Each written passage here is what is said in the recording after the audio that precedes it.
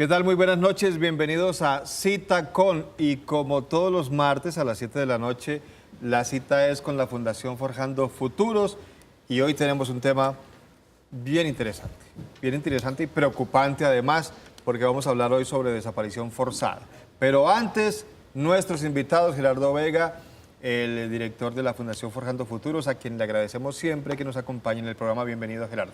Gracias, Germán, a ustedes, al equipo de trabajo. Sí, es un tema que es de mucha actualidad en la ciudad de Medellín y a nivel nacional en relación a víctimas del conflicto armado.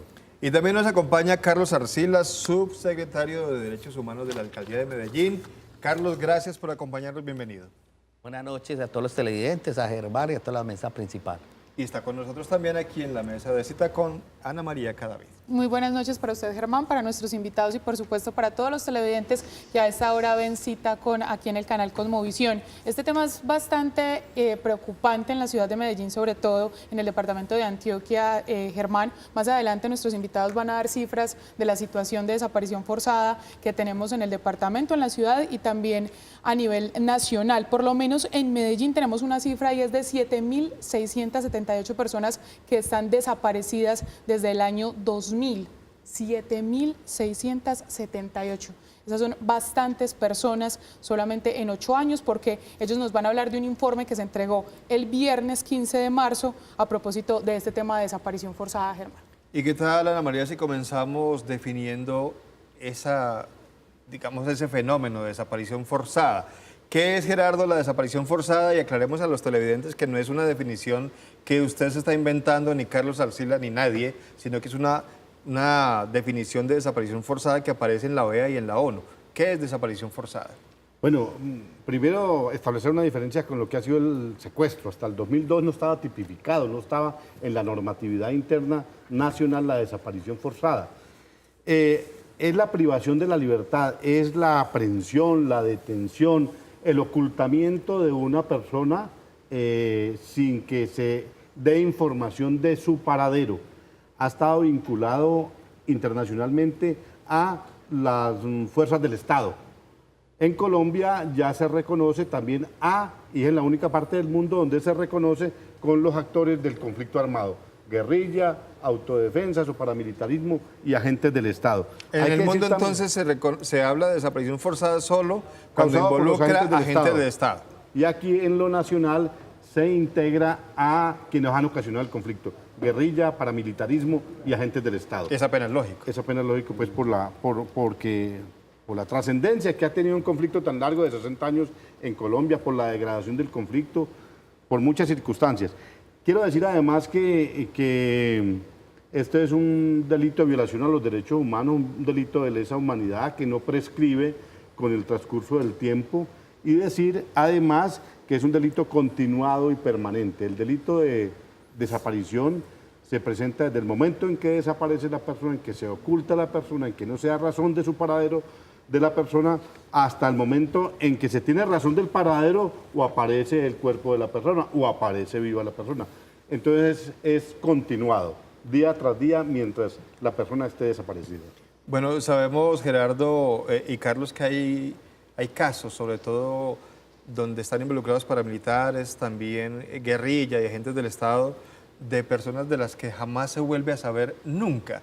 Y en el proceso, por ejemplo, con las autodefensas, se conocieron casos que eran muy tristes de personas que iban a hablar con estos jefes paramilitares, y ahora está ocurriendo también lo mismo con la guerrilla, que nunca obtuvieron resultados ni respuestas sobre el paradero de sus seres queridos. O les dijeron, no, lo matamos y lo tiramos al río y ni siquiera se sabe dónde está el cuerpo. Es como si se les hubiera tragado la tierra, como sí. si se hubieran esfumado. Esa es una verdadera desaparición, hay muchos casos de estos. Pues precisamente la Alcaldía de Medellín viene liderando el Plan Integral de Búsqueda de Personas Dadas por Desaparecidos. Lo que estás diciendo nace precisamente la situación que ha vivido el país en el marco del conflicto de las desapariciones. Como lo decía Ana al comienzo, el país ha estado en unos momentos complejos donde los actores armados han involucrado este instrumento de eliminar a la persona, de desaparecerla, y desde el 2002 hasta esta época apenas se vino a reconocer que era un ciudadano desaparecido, ya que antes era secuestro. La alcaldía viene precisamente desarrollando el plan integral que explica qué es un desaparecido, que las rutas de atención, cómo darle rostro a esos desaparecidos. No solamente de los civiles, también estamos buscando desaparecidos del ejército, de la policía, de la rama judicial, porque en el marco del conflicto también hay de la institucionalidad donde hubo desaparecidos. Fuera de cámara, ahorita hablábamos, Gerardo, disculpe, sobre la escombrera. Esto que está sucediendo allí desde hace ya más de 15 años, ¿se puede tipificar como desaparición forzada para las personas que no aparecen aún? Permítame decir algo, Ana María, sobre ese tema, en el sentido de que precisamente esos instrumentos, lo de la escombrera, para relacionarlo con la escombrera, es que a partir de los acuerdos de paz quedados con la FARC y la Jurisdicción Especial para la Paz y la Comisión de la Verdad, también hay otro instrumento de justicia transicional que es la Comisión de Búsqueda. Y entonces, para dar respuesta a las dos cosas, la Comisión de Búsqueda también pretende buscar, encontrar a las personas desaparecidas en el marco del conflicto armado, saber qué pasó con esas personas. Es una de las misiones que tiene esa comisión de búsqueda.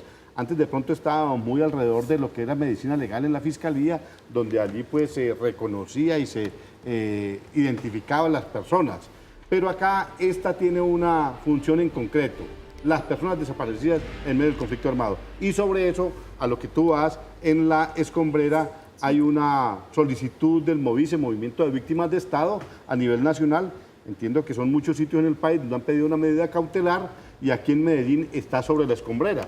Una medida cautelar que pretende que se mantenga allí sin ninguna actividad ni comercial, ni de lanzar allí más escombros, ni de sacar material de construcción para buscar precisamente a los desaparecidos. Vamos a ver qué resuelve la Jurisdicción Especial para la Paz sobre esa medida cautelar que involucra de manera directa a la ciudad de Medellín con la escombrera. Exactamente, o sea, aquí está dos procesos que bueno anotar. El plan integral de búsqueda de personas dadas por desaparecidos, hoy estamos en clave judicial.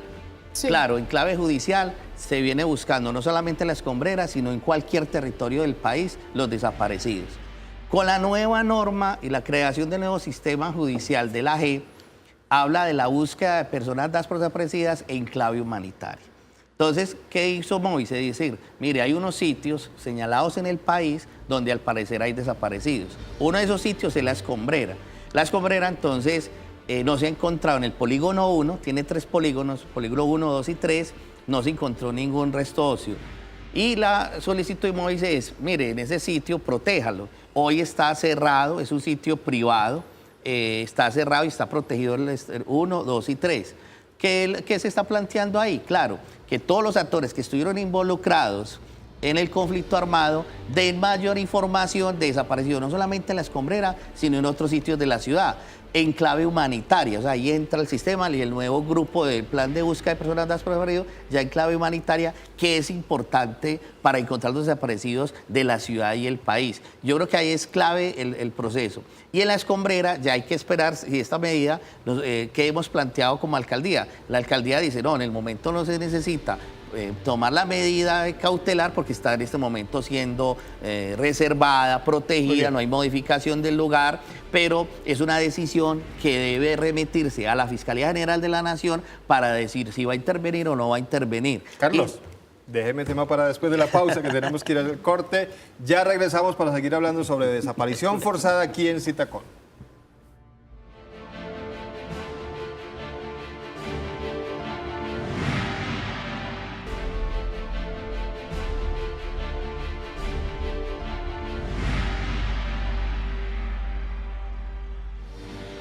Cuando yo me fui, yo sufrí mucho, me enfermé mucho en Medellín. Yo ya no podía dormir, yo no salía casi a la calle porque yo he sido muy miedosa de los carros. Y cuando ya dijeron que esto estaba terminado, yo me vine sola de cabecidura. Uno no le daba ya ganas de hacer nada. Mala y llena de bejucos por la pared. Y aquí tuve 4 meses, después un nieto se vino a acompañarme. Y me puse a sembrar maticas por ahí, a sacar rastrojos. Como chavos comenzaron a venir, ellos me mandaban con que yo sobrevivir, pero no había dónde ganar plata y usted sabe que uno después de que la finca se le cae.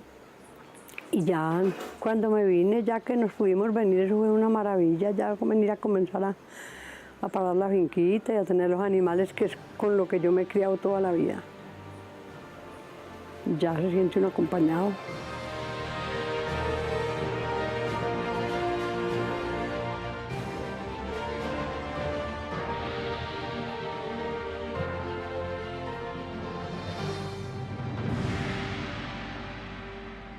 Muchísimas gracias por continuar aquí con nosotros en Cita con la Fundación Forjando Futuros, y como ya es habitual, Germán, veíamos un video que hemos hecho en el oriente de Antioquia. Ya hemos contado que la Fundación representa jurídicamente a personas que han sido despojadas o desplazadas forzosamente en municipios como San Carlos, de donde es doña Rosa, y que también han sufrido hechos victimizantes como la desaparición forzada. En este caso, pues la buena noticia es que Rosa pudo retornar a su tierra con su familia o con parte de la familia que le quedó. Porque aquí le daba miedo a los carros. Sí. Imagínese, uno se imagina que no, pero hay personas que le tienen miedo a eso. Pudo volver, ya estaba desminado y la acompañaron los nietos, y qué bueno que está de regreso en su tierra. Afortunadamente. Y antes de irnos a la pausa, habíamos quedado con un tema, Carlos, y es que ustedes hablan del plan integral, ¿cierto? Que es, digamos, Medellín un pionero en este hecho de búsqueda de personas desaparecidas. Ahorita, como lo decía Gerardo, con la justicia transicional, con el proceso de paz, se crea la unidad de búsqueda de personas dadas por desaparecidas.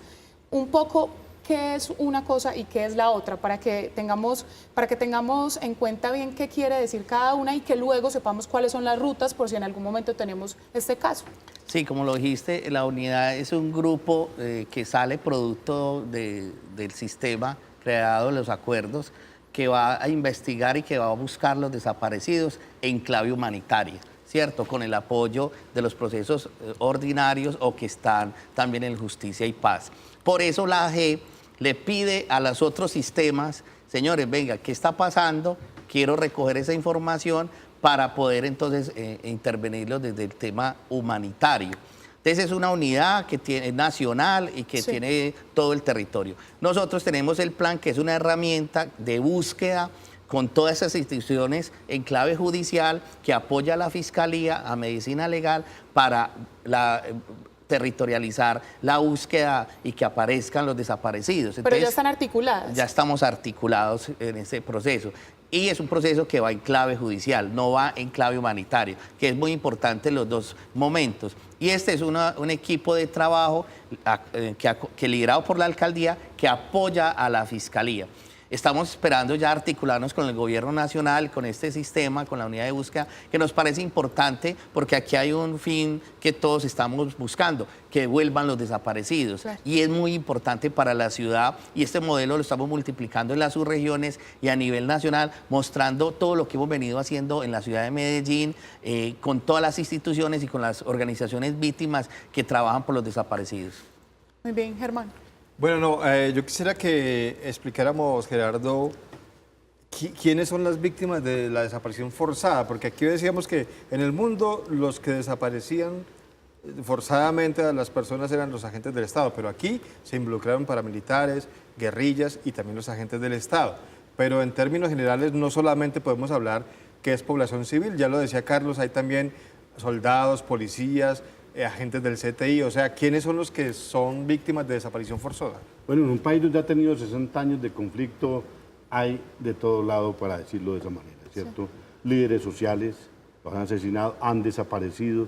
Yo recuerdo en la época de los años 90, el tema de la guerra sucia, donde era muy común la desaparición. Aquí en Medellín ha sido después del 2002, 2007, 2010, hubo un alto grado de desaparecidos. Funcionarios del CTI en gran medida fueron desaparecidos. Yo recuerdo cuando lo del parqueadero Padilla, por ejemplo, algunos los asesinaron, otros los desaparecieron. Ha habido mucho de todos los lados, también gente de la guerrilla o auxiliadores de la guerrilla o de los paramilitares, y también gente de sociedad civil que no tenía nada que ver con el tema, que fue estigmatizada, que fue señalado por alguna circunstancia, le endilgaron un delito y lo desaparecieron, o del propio Estado cuando hacía las desapariciones. Pero aquí los causantes, entonces, tres en la normatividad nuestra: guerrillas, autodefensa y Estado. Para ponerlo en el marco estrecho, la Corte yo sé que tiene una interpretación mucho más allá de cuanto hay grandes bandas que manejan, que tienen copamiento territorial, que tienen mando unificado. Las cosas, la Corte ha interpretado un poco más allá el tema.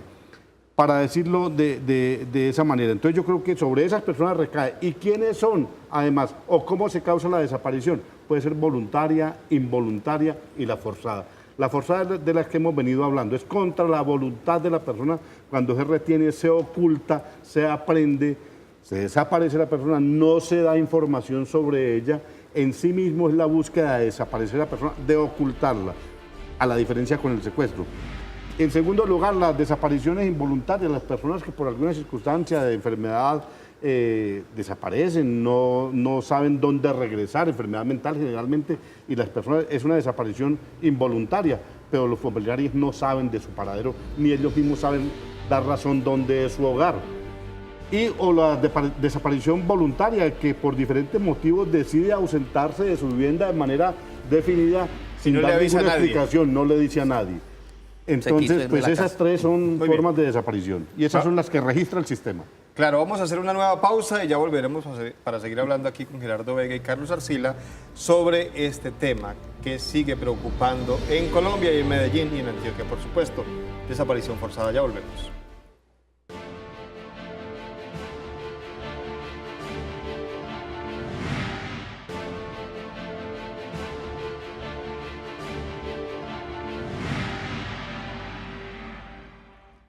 Muchas gracias por continuar con nosotros. Estamos de regreso en Cita Con. Hoy, como todos los martes, a las 7, la cita es con la Fundación Forjando Futuros.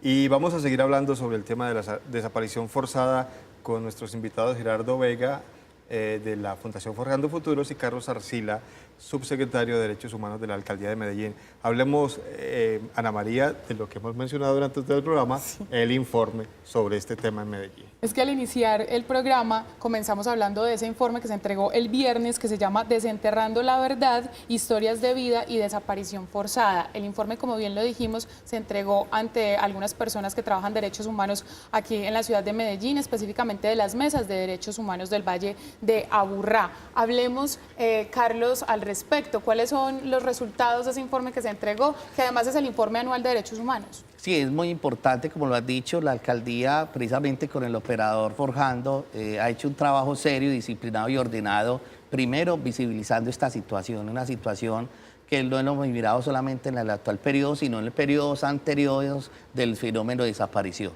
¿cierto? Y entonces esto lo que permite es precisamente tener un mapa de realización e intervenciones que queremos desarrollar.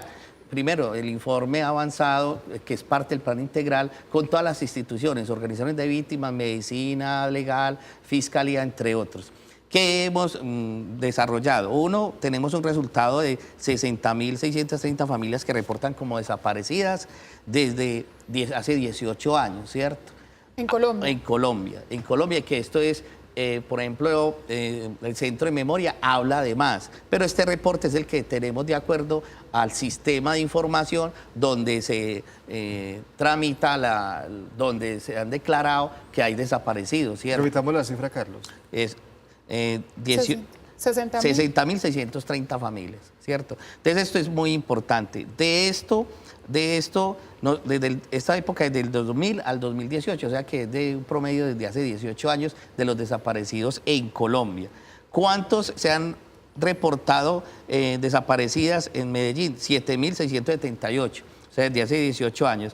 Y de las cuales 3.840 han sido halladas vivas. 500. Perdón, 500 han sido aparecido vivas. Y muertas 3.278 continúan todavía desaparecidas. Muchas, 3.278 personas continúan aún desaparecidas en Medellín. Solo Medellín, estamos hablando de solo Medellín. Y no hay ninguna información, digamos que ninguna pista, nada, no se sabe nada, completamente desaparecidas, no hay forma de saber dónde estén.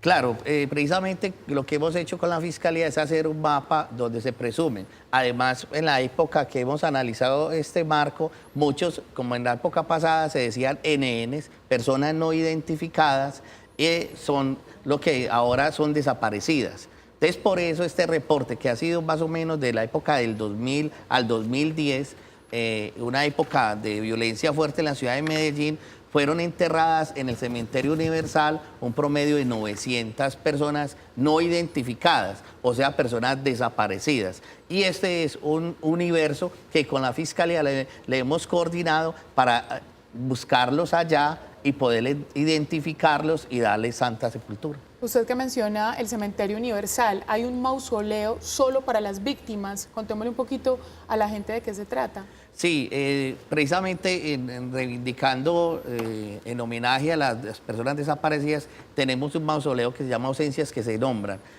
Ausencias permite precisamente que los familiares allí de los cuerpos que hemos encontrado en Medellín durante todo este periodo, desde que iniciamos en este periodo el Plan Integral de Búsqueda, reposen allí los restos. Y este mausoleo, precisamente allí, todas las familias van, oran, elaboran su duelo, se reencuentran y es un espacio de reflexión, de oración, que ha sido muy importante precisamente para la reparación, para el reencuentro, cuando tengamos desaparecidos que se han encontrado y que volvemos precisamente a que las familias allí tienen ya los restos óseos. ¿Cuál es la ruta que debe seguir un familiar de una persona desaparecida? A veces cuando uno ve hasta en las series de televisión que una persona no se puede reportar sino después de yo no sé cuántas horas porque hay que esperar si aparece, pero ¿cuál es la ruta? Digamos que hay algunas horas, algún límite en el tiempo, si ya está desaparecida hace 10 años no la puedo reportar como desaparecida hoy, ¿o cómo es esa ruta? No hay ni plazo ni horario para reportar las desapariciones. En cualquier momento tiene que ser recibida esa reclamación, esa denuncia por las autoridades y la gente puede asistir a la Fiscalía, al CTI, a las personerías, a Medicina Legal, a cualquiera de estas entidades, a la unidad de víctimas, a la unidad de búsqueda, a reportar allí la desaparición de una persona. Inclusive yo entiendo que a la Oficina de Derechos Humanos de la Alcaldía, porque allí le darán la ruta exacta para que asista a las entidades que corresponden. Hoy hay una multiplicidad de entidades.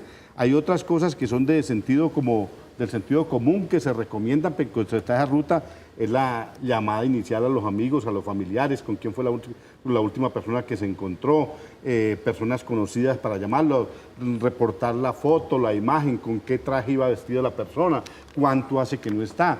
Todos esos datos que son de normal desarrollo, pues hay que entregarlo a las autoridades y empezar el trámite. Esa es una ruta inicial. Yo creo que hay otras cosas, pues, la búsqueda en los hospitales, ¿cierto? Llamar al 123, comunicarse con otras oficinas que tienen que ver con la atención de adultos, por ejemplo, de la administración municipal, comunicarse con la oficina de medicina legal. Esas son las rutas normales que se transitan en un desaparecimiento. Pero lo primero, no hay ni horario ni tiempo establecido para recibir la denuncia, el reporte por parte de los familiares o de los amigos. Es muy importante lo que dice el doctor Gerardo, porque primero teníamos la costumbre que se tenía que esperar 72 horas. Sí, y resulta que ahora no. O sea, inmediatamente haya indicios de que la persona está desaparecida, no sabemos los móviles, pero ya el familiar puede decir que se perdió, pasó cualquier situación, inmediatamente active la ruta. Por ejemplo, las redes han ayudado mucho a activar las rutas. Las redes sociales, este ha sido un sistema de ruta que hay que saberlo manejar, de manera responsable, pero en casos que ya nos ha sucedido, ya inmediatamente activan la ruta y nosotros inmediatamente a través de esa información coordinamos con Fiscalía, el 123 y empezamos que todos actúen y funcionen en torno a la persona que ha sido desaparecida. Quería añadir algo con respecto a lo que dicen Carlos y Gerardo, y es que hay dos cosas. Cuando se pierde el contacto y la rutina de esa persona, es ahí donde se deben activar las alertas y las alarmas. Y con respecto a las redes sociales, también hay que tener mucho cuidado de no caer en extorsiones, porque cuando usted pone todos los datos, esto puede suceder y termina doblemente victimizado. Ahí sí podemos decir algo, Carlos, y es que se puede también, digamos que apoyar la gente en los medios de comunicación. Nosotros cada rato recibimos denuncias de las personas y preferimos dar nuestros teléfonos para que den información aquí Exactamente. y no para que utilicen el teléfono de una persona a darle información falsa Es muy o a importante. burlarse de la tragedia que está viviendo una persona porque dan el teléfono ahí. A veces es mejor utilizar los medios de comunicación. Se nos acaba el tiempo. Muy rápido. Yo quisiera, rápido. como Rápidamente, me enredé Carlos. ahorita, leer un poco lo del resultados. En Medellín, a los años 2000 y 2018 han sido reportadas como desaparecidas un total de 7.078 personas, de las cuales 3.840